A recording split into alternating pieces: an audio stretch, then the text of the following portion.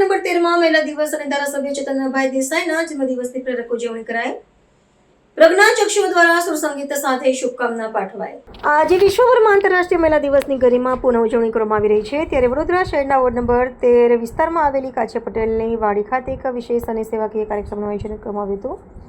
આ પ્રસંગે નારી શક્તિના સન્માનના પર્વની સાથે સાથે કોટા વિધાનસભાના ધારાસભ્ય ચેતનભાઈ દેસાઈના જન્મદિવસની પણ સંયુક્ત રીતે ઉજવણી કરવામાં આવી હતી.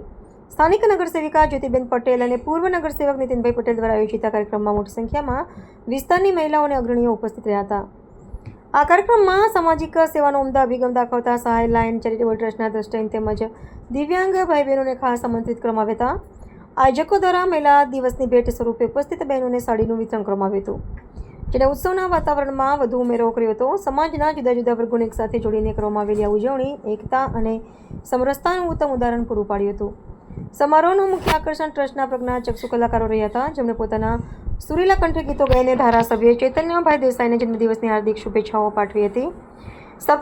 સંગીતના સૂર અને લાગણી સભર વાતાવરણ વચ્ચે દિવ્યાંગો અને મહિલાઓના ઉત્સાહથી સમગ્ર કાર્યક્રમમાં એક આત્મીય માહોલ સર્જાયો હતો. સેવા, સંગીત અને સન્માનના ત્રિવેણી સંગમ સમાન કાર્યક્રમની ઉપસ્થિત સૌએ ભારે પ્રશંસા કરી હતી.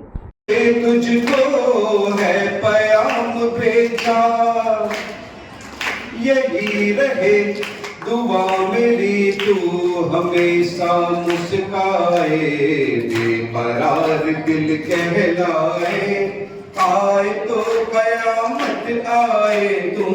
ચૈતન્યભાઈને એમના જન્મદિવસ શુભકામના આપવા માટે આવ્યો, પરંતુ જ્યારે આજનો કાર્યક્રમ ખાસ મહિલા દિન નિમિત્તે રાખવામાં આવે, આપણા આ વિસ્તારના કાઉન્સિલર જ્યોતિબેન અને નીતિનભાઈ અને તમામ કાઉન્સિલરોની સાથે સંગઠનની ટીમ સાથે રહીને ત્યારે આજનો મહિલા દિનનો કાર્યક્રમ રાખ્યો છે. ત્યારે આ વિસ્તારના આ બધા જાણો કે આ વિસ્તાર તો મારો જ છે, એટલે અહીં ઉતરીને હું મોટો થયેલો છું.